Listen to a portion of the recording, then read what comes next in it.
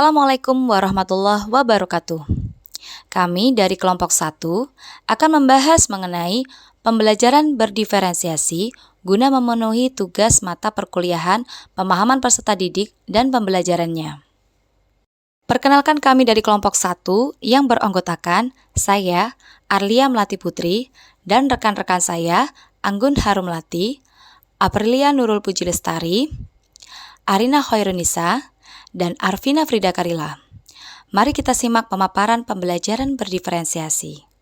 Baik, saya akan menyampaikan pengertian menurut para ahli tentang pembelajaran berdiferensiasi.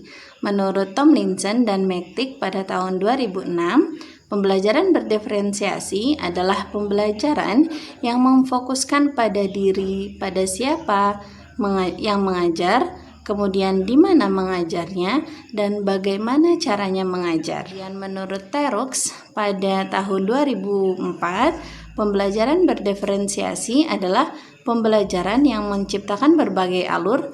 Dengan demikian, perbedaan kemampuan, minat, dan pengalaman siswa bisa diserap dan digunakan dan dikembangkan, serta disajikan sebagai sebuah konsep pembelajaran sehari-hari. Dari pengertian para ahli tersebut, kita bisa menyimpulkan bahwa pembelajaran berdiferensiasi adalah pendekatan yang mengakui bahwa setiap siswa memiliki kebutuhan dan kemampuan yang berbeda-beda. Nah, tugas kita sebagai guru adalah memastikan kita memahami setiap karakteristik siswa di kelas kita sehingga kita bisa mengetahui apa kebutuhan dan kemampuan yang dimiliki oleh siswa kita.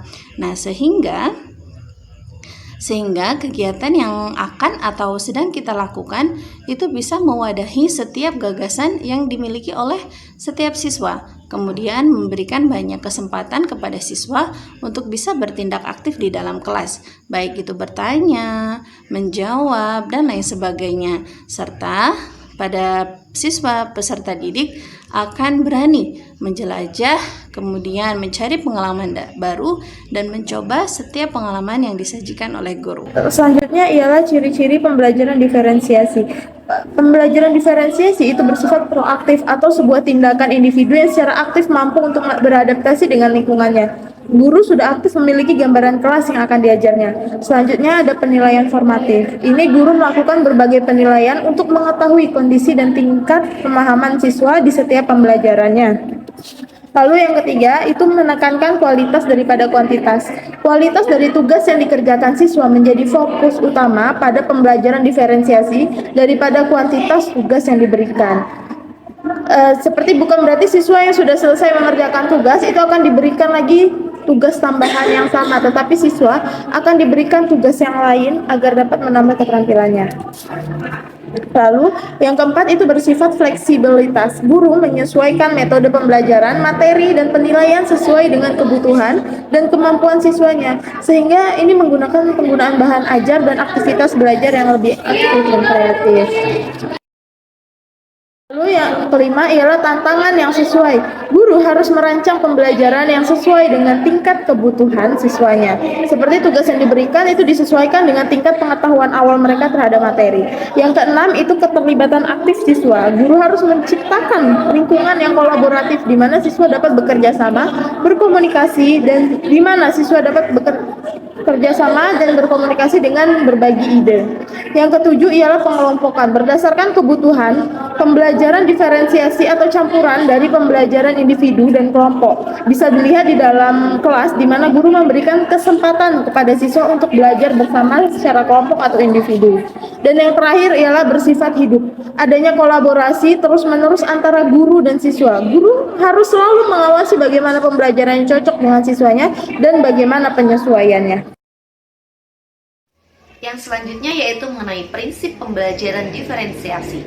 Yang pertama ada lingkungan belajar, di mana lingkungan belajar meliputi lingkungan sekolah dan juga lingkungan di dalam kelas. Sebagai guru, kita harus mampu mengkondisikan lingkungan di dalam kelas senyaman mungkin sehingga memudahkan siswa untuk menerima materi pembelajaran. Misalkan dalam keadaan berkelompok, maka kita harus membentuk pembelajaran kursinya berkelompok dengan kelompoknya masing-masing. Ketika pembelajaran menggunakan metode individu, maka kita buat kursinya senyaman mungkin untuk duduk secara individu. Yang selanjutnya ada kurikulum yang berkualitas. Kurikulum sudah ditetapkan oleh pemerintah. Kami sebagai guru harus mampu mengembangkan kurikulum agar kurikulum tersebut dalam pembelajaran materi-materinya dapat diterima oleh siswa secara pemahaman dan juga penerapan, bukan hanya sekedar menghafal materi.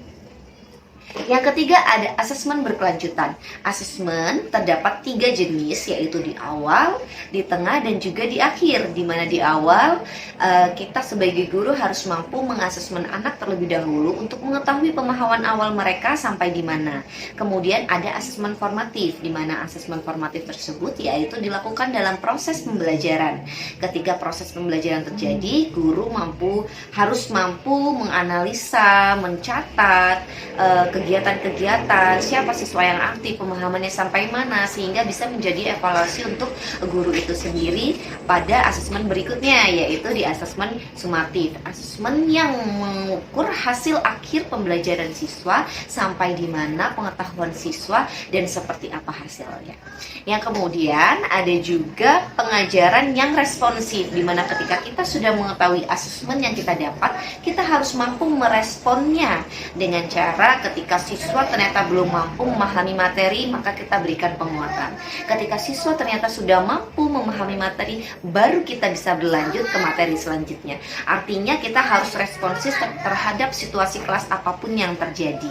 Selanjutnya ada kepemimpinan dan rutinitas di kelas. Kita sebagai guru harus mampu menjadi seorang pemimpin yang menguasai kelas, artinya membimbing anak-anak pada kodratnya masing-masing, pada kemampuan siswa masing-masing. Kita hanya sebagai fasilitator untuk membimbing.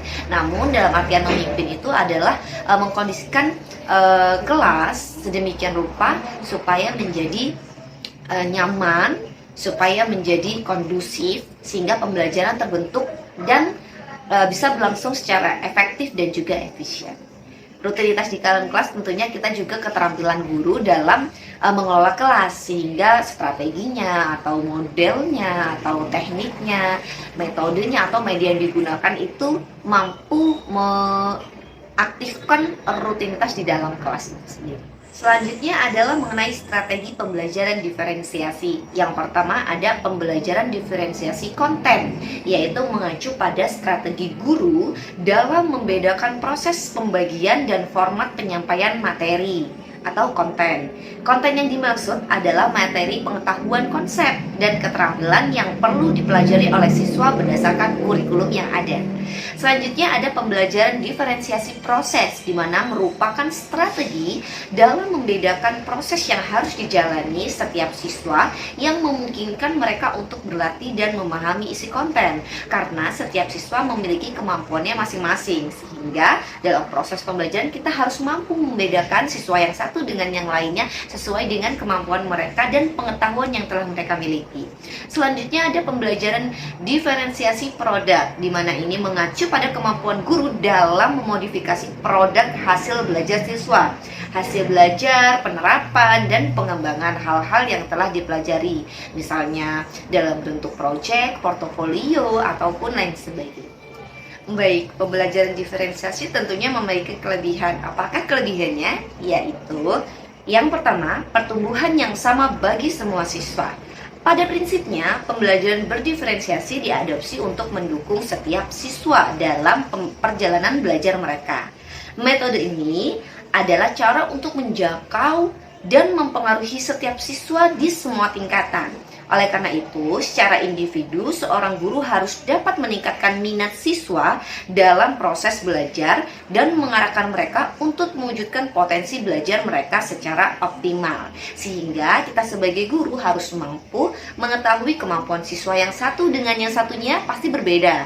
Nah, kita harus mengetahui di mana tingkat kemampuannya sehingga kita dapat dengan baik menentukan strategi atau proses pembelajarannya dari yang siswa satu dengan siswa yang lainnya itu pastinya berbeda, dan tentu yang harus kita lakukan juga berbeda. Selanjutnya, pembelajaran yang menyenangkan. Ketika guru mengadopsi serangkaian strategi pembelajaran yang selaras dalam tipe belajar siswa, maka siswa akan merasakan betapa belajar itu terasa mudah dan menyenangkan. Ketika siswa yang satu, tingkat kemampuannya atau pemahamannya baru sampai tingkat sekian, maka kita harus menggunakan pembelajaran yang sesuai dengan kemampuannya. Begitu pula dengan siswa yang kemampuannya sudah sekian, maka kita harus mampu menggunakan pembelajaran sesuai dengan kemampuannya, sehingga siswa yang ternyata tidak lebih mampu itu tidak mengalami keterpurukan dan mengalami kesulitan karena tidak mampu mengikuti pembelajaran, karena pembelajarannya disesuaikan sehingga terasa menyenangkan dan tidak menjadi beban bagi siswa. Selanjutnya, pembelajaran yang dipersonalisasi, yaitu pembelajaran berdiferensiasi yang pembelajarannya berpusat pada siswa. Guru hanya mengembangkan pelajaran mereka berdasarkan tingkat pengetahuan, preferensi belajar, dan minat siswa, sehingga itu menjadi kelebihan tersendiri untuk pembelajaran diferensiasi ini, karena mengerti keadaan siswa, minat siswa, dan juga kemampuannya masing-masing. Baik, di sini saya akan menjelaskan tentang manfaat dari pembelajaran diferensiasi bagi peserta didik. Nah, yang pertama itu meningkatkan partisipasi siswa. Nah, seperti yang sudah dijelaskan sebelumnya, pada ciri-ciri pembelajaran diferensiasi itu, yaitu salah satunya keterlibatan aktif siswa. Nah, jadi karena keterlibatan aktif siswa dapat meningkatkan partisipasi siswa, di mana siswa akan bekerja sama, saling berkomunikasi, dan berbagi ide antara sesama teman, baik itu juga dengan gurunya. Nah, yang kedua, mempercepat perkembangan siswa. Nah, kenapa bisa mempercepat perkembangan siswa? Karena pada pembelajaran diferensiasi ini mementingkan dan terfokus pada kebutuhan peserta didik. Tidak hanya kebutuhan, melainkan memperhatikan minat, kemampuan, dan potensi yang ada pada setiap peserta didik. Jadi, proses pembelajarannya akan berbeda-beda antara peserta didik, dikelompokkan berdasarkan gaya belajar, ataukah berdasarkan minat dan potensi yang mereka miliki. Jadi, mereka akan mempercepat perkembangan dan potensi yang ada pada diri mereka. Nah, yang ketiga, meningkatkan pemahaman konsep. Nah, kenapa dapat meningkatkan pemahaman konsep? Karena dalam pembelajaran diferensiasi ini, tugas yang diberikan itu lebih mementingkan kepada kualitas dibandingkan kuantitas. Jadi, walaupun sedikit, tapi kualitasnya baik gitu, memberikan pengalaman belajar yang mengesankan pada peserta didik. Nah, dalam pembelajarannya pun melibatkan aktif siswa. Jadi, dengan keterlibatan aktif siswa itu, siswa diharapkan bisa mengingat dan memahami konsep dengan lebih baik. Lanjut, ada meningkatkan keterlibatan siswa, sama ya, seperti meningkatkan partisipasi siswa. Nah, lanjut, menciptakan lingkungan yang inklusif. Nah, di mana guru menciptakan lingkungan yang dapat menerima dan mendidik semua peserta didik, tanpa terkecuali, tanpa membeda-bedakan bagaimana fisiknya, bagaimana keadaan ekonominya, bagaimana intelektualnya, dan lain sebagainya. Jadi harus disamakan ya, tidak dibeda-bedakan.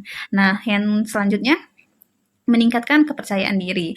Nah, karena dengan pengalaman belajar siswa dengan berdiskusi atau dengan berkelompok dapat meningkatkan kepercayaan diri mereka karena sering diberikan tugas untuk berkomunikasi di depan. Jadi mereka akan menimbulkan rasa kepercayaan diri yang kuat.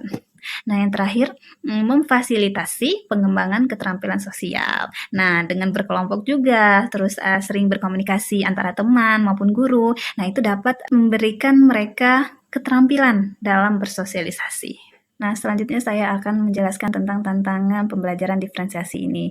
Nah, ternyata dalam pembelajaran diferensiasi tidak hanya mempunyai manfaat yang banyak loh, tetapi ternyata ada juga tantangannya. Apa saja ya? Nah, yang pertama itu ada penyesuaian kebutuhan belajar siswa.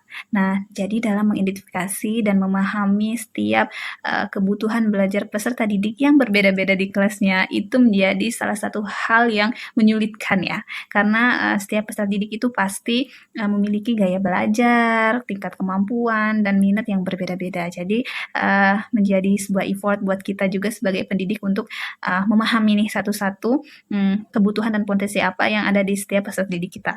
Nah, yang kedua itu keterampilan manajemen kelas. Karena kita sudah mengidentifikasi nih kemampuan serta gaya belajar peserta didik, nah, biasanya kita akan mengelompokkan mereka dalam proses pembelajaran. Bisa berdasarkan gaya belajarnya atau dengan berdasarkan minat dan kemampuan mereka gitu ya. Nah, karena dalam satu kelas dibagi menjadi beberapa kelompok, jadi kita harus memanage kelas menjadi lebih efektif ya. Nah, selanjutnya, yang ketiga itu sumber daya yang terbatas. Nah, sumber daya yang dimaksud ini bisa saja itu waktu, ataupun ruangan, ataupun bahan ajar yang tidak memadai untuk kita melakukan pembelajaran diferensiasi ini. Nah, selanjutnya itu ada pengujian dan evaluasi. Nah, karena proses pembelajarannya pun sudah berbeda-beda disesuaikan dengan gaya belajar atau potensi yang mereka punya gitu ya. Nah, jadi evaluasinya pun harus sesuai dengan proses pembelajaran itu.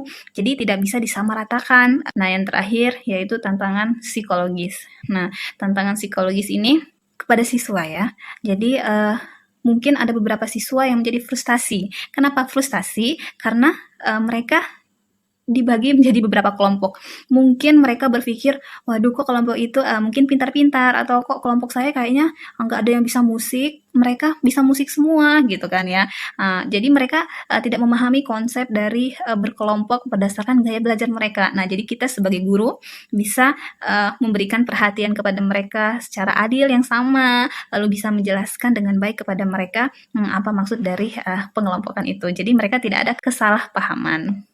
Nah, selanjutnya saya akan menjelaskan tentang contoh penerapan pembelajaran diferensiasi di dalam kelas. Nah, hal pertama yang harus kita lakukan yaitu mengenali karakteristik siswa, dimulai dari sifatnya bagaimana, lalu minatnya apa, dan potensi yang mereka miliki itu apa saja, sampai ke gaya belajarnya itu yang bagaimana. Nah, setelah kita mengenali karakteristik siswa ini, nah nanti saat proses pembelajaran, kita akan membagi mereka dalam beberapa kelompok. Misalnya, ada kelompok A itu dikelompokkan dengan anak-anak yang gaya belajarnya visual gitu. Kelompok B, kelompok anak-anak yang gaya belajarnya audio visual, dan kelompok C adalah kelompok anak-anak yang gaya belajarnya itu kinestetik, atau kelompoknya dibedakan dengan potensi dan minat yang mereka miliki. Nah, kelompok A itu yang suka menari, yang kelompok B itu yang suka menyanyi, yang kelompok C itu mungkin melukis atau menggambar dan lain sebagainya begitu ya. Nah, jadi mereka akan menjadi satu kelompok sesuai dengan gaya belajar dan minat yang mereka miliki. Nah, selanjutnya kita juga sebagai guru harus memilih topik pembelajaran yang sesuai dengan keberagaman siswa ya. Selanjutnya, berikan siswa pilihan terkait tugas yang diberikan. Nah, jadi kita sebagai guru memberikan beberapa tugas, tapi tidak untuk dikerjakan semua, melainkan setiap peserta didik akan memilih sendiri nih tugas apa yang mereka inginkan. Mungkin kita akan memberikan tugas melukis, atau kita memberikan tugas menyanyi, atau nanti kita memberikan tugas bermain musik. Nah, nanti setiap anak akan memilih dari 3 pilihan ini, yang mereka kuasai itu yang mana gitu. Jadi kita tidak bisa mempatokkan satu tugas untuk semua murid gitu. Selanjutnya guru akan melakukan asesmen, baik itu sebelum pembelajaran atau di awal pembelajaran, lalu asesmen saat proses pembelajaran, nah, dan asesmen yang di akhir pembelajaran. Di akhir pembelajaran ini biasanya berupa UTS atau ulangan harian, atau MIT, ataupun bahkan ujian akhir semester. Nah, yang terakhir yaitu melakukan evaluasi dan refleksi. Baik, jadi kesimpulan dari pembelajaran berdiferensiasi ini, karena setiap anak itu istimewa dan unik, maka pembelajaran berdiferensiasi merupakan persyaratan bagi terlaksananya pembelajaran untuk semua. Inilah urgensinya mengapa setiap guru sudah harus menjadikan pembelajaran berdiferensiasi ini sebagai salah satu strategi untuk memenuhi kebutuhan belajar setiap siswa di kelasnya. Demikian pemaparan dari kelompok kami, semoga bermanfaat. Terima kasih sudah menonton. Wassalamualaikum warahmatullahi wabarakatuh.